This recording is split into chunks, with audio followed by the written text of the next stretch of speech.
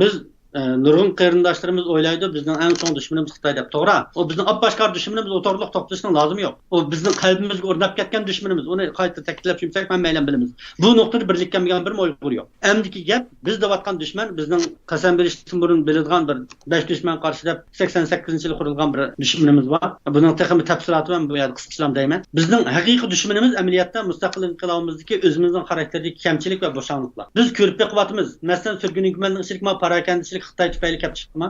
Bizning jillarni yoq ish qilmasligimiz Xitoy tufayli kelib chiqdimi? Bu bizning iqtidorsizligimizdan, bu bizning xarakterimizning kamchilik tufayli kelib chiqqan nurg'un ishlar. Biz vatanni nima uchun ozod qilamiz? Xitoy bek kuchli qo'g'ash qilammi? Umi bir sababdir. Allohning qazo qadari albatta shon sababdan ishlik bir sabab. Ammo bizda masala yo'qmi? Sababni o'zimizdan demagimiz lozim. Biz qanchalik sabab qila oldik? Shunga men bu yerda bizning o'zimizning 5 dushman qarshini bir tafsili o'qib o'tsam deb qarayman. Ya'ni bizning partiya uzun mezgillik tashkilsiz hayotimiz, tashkilotlarimizning taraqqiyoti, mustaqillik orzuyimizning navbatdagi ahvolidan qaraganda, navbatda bizga asos kelayotgan xatarning tashqi dushmandimi bakrak, o'z xarakterimizdagi kamchilik va bo'shanliqlardan kelayotganligini ko'z tutamiz. Shaxsiyatimizni g'alaba qilolmay turib, hargiz vatan mustaqilligining dushmanligidan g'alaba qilolmaymiz. Bizning birinchi dushmanimiz mustaqil davlatimizning bo'lishini hayotimizdan, borlig'imizdan ustun bilinmaganligimiz. Ya'ni vatanni unutgan bir kun, amaliyot imonsiz o'tgan bir kunimiz bizning. Şu tapda vatanda milyondan ortiq qarindoshlarimiz turmida yetyapti. Milyondan ortiq qarindoshlarimiz vatanning ozodligi to'tkaz bilan tashna uryapti, turmalar yig'layapti, duo qilyapti. Men ishonmanki, ularning duosini Alloh ijobat qiladi. Chunki men turmada o'zim shohid bo'lganga o'xshash sahobalardan qilishmaydigan esli qarindoshlarimiz bilan birga turdim. Ularning duosini ijobat olmaydiganligiga men ishonmayman. Uning ishongan ekanmiz, ozod va so'z erkinligi kapalligiga bo'lgan mustaqil bir Sharqiy Turkiston Jumhuriyatini qurish bizning yashashimizning bir qimmati. Her bir günümüzün manası. Şoňa biz her bir gün hayat tutsak, bir gün vatanny gamyny öz gamymyz dep bilimiz. Pasıplyk bizning eng çoň düşmanymyz. Yani işlerge gatnaşmaslyk, çakyrqys bağmaslyk, pasıplyk yani bizning eng çoň düşmanymyz. Eger şu leksiyany anlaýatkan qarindaşlarymız özülik pasıplygyny ýenip, partiýaga gatnaşyk jüret kıla alsa, siyasi hereket gatnaşyk altına alsa, o çağda biz özümizin bir düşmanyny ýengen bolamiz. İkinji düşmanymyz şahsiýetçilik. Şahsiýetimizni vaz keçip, özümizning vataniga, özümüzün imanı sadık bulanmaydigan bolsak, biz dünya ve ahiret xar bolamiz. Birleşiş bizning imani, vijdani, aqli ve imkani tanlashimiz. Bizning birleşme imkoniyatimiz yo'q. Biz vatanning mustaqilligi uchun Sharq Turkiston Cumhuriyet Partiyasining nizomnomasini e'tirof qiladigan, birlashgan bo'ladigan barliq insonlarning hammasi bilan birlashmay bo'lmaymiz. Chunki biz ojiz, birlashish orqali kuchga aylaymiz. Uchinchi dushmanimiz tashkilsizlik. Yani bundaq aytganda chechilang'ulik. Biz kuchimizni birlikka keltirmay turib hech qilolmaydiganimizni qayta takrorladik, ammo biz hozirga qadar tashkilsizlik odatlaniglik. Tashkilotlarni zangli qiladigan, tashkilot qurish zangli qiladigan ba'zi ishlar o'tirib chiqyapti-da. Yana tashkilot quradigan gapmikan deb uni model.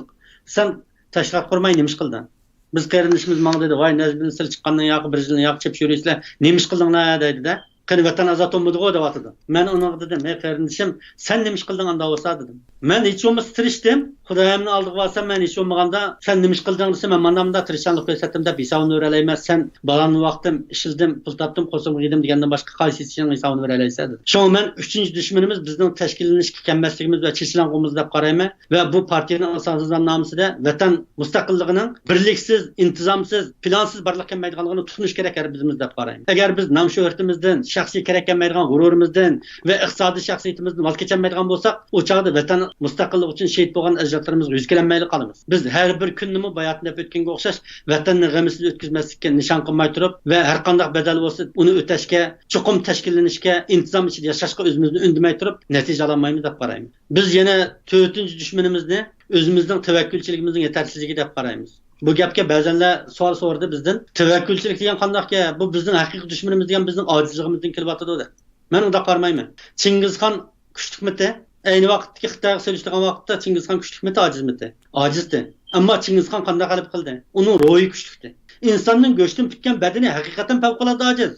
Siz o'ylab baqinglar, bir metr 70 yoki 75 keladigan bir inson qandaqsiga dunyoda Tinch okeandan tutib Atlantik okeanga cho'zilgan bir cho'ng imperiyani qura oladi.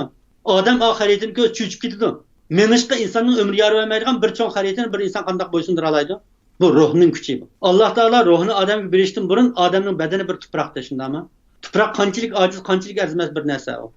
Ruh kirgandan keyin muqaddas insonga aylandi. Siz bizga o'xshash insonlarning ichidan Alloh payg'ambarni tanladi.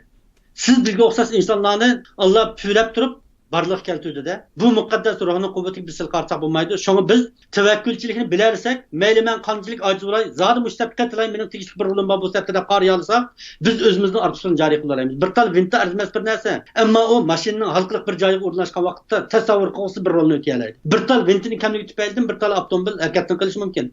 Şoňa men o'ylayman, har bir Sharq Turkistonning mustaqilligini arzu qiladigan inson mushu Sharq Turkiston mustaqilligini ishga oshiradigan motorliq mashinadagi bir vinta. Bu vinta özünün rolunu tanımağı ve men qayağı lazım dep kemmigi lazım. Eng ahırda ben yani bizning çoğ kemçiligimizni özümüzning vazifelerini o'rinlashda, partiyanın insonini ishga oshirishda ve bizning vatanimizning mustaqilligi uchun harakat qilishda izchillik bo'lmasligida deb qarayman. Ya shuna qaradiq, bu bizning 5 dushman qarshimizdagi 5-chi dushman, bizning bir çoğ dushmanimiz voz kechish. Aralliqsiz voz kechishga aranturimiz Ahmedi, Obamadi, bu bo'lmadi de. Lekin biz ko'rib vaqtimizki, Ermenilarning Daşnaq Zurdiyon partiyasi 100 yilning irodasidan voz kechmadi. Biz 100 yil voz kechmaydigan bir iroda bo'lmagan lazım. Bir adam ölüp qalsa, bir adam septin çıkıp qalsa, çaqap ketadigan ishni qilib qalsak, bizning ko'chadagi matansından payqimiz qolmaydi. Hatto Şimenzdek bir şirket var, 100 yillik davomlashib mengatgan şundan emasmi? Dunyodagi nurg'un shirkatlarni ko'ramiz, 100 yillab davomlashgan. Bir shirkat iqtisodiy manfaat uchun 100 yillab davomlashalaydi. Biz vatanni mustaqil qilishni iborat bu buyuk g'oya uchun jinimizni tikib qo'yib adaqsiz davomlashgan bir yerlarni tiklayapmandik. Buni aqsam qarindoshlarimiz qo'rqib ketmasin. Biz hayot vaqtimizda vatanni mustaqilligini ishga oshirishga harakat qilishimiz kerak. Agar undaq bo'lmasa, yana 20 yilda, yana 10 yilda vatanni kalik yo'qolib ketadi. Endi buni keyingi avlod qoldirib qo'yish bo'lmaydi buni. Biz 100 yillik tayyorlik bilan xuddi nima deymiz, ko'nlar bir gappa, mangu o'lmaydigandek tijorat qil, at o'ladigandek ibodat qil deydi-ku. Biz at o'ladigandek jasorat bilan vatanning at o'lib ketsam qanday qilaman, vatanimni qanday yuzga olaman degan bir xil jiddiylik bilan vatanni ishga otsanligimiz lozim va shuning bilan birlikda bu irodada herkes yerib qolmaydigan, herkes to'xtab qolmaydigan bir irodani tiklamak lozim. Şoň bizda izchillik bo'lish kerak, voz kechishni o'zimizning dushmani deb qaraydigan bir mustahkam iroda bo'lish kerak. Shu chaqda biz o'zimizning vatanparvarligida rostchiil bo'lgan, rostchiil ekanligimizni isbotlay olamiz.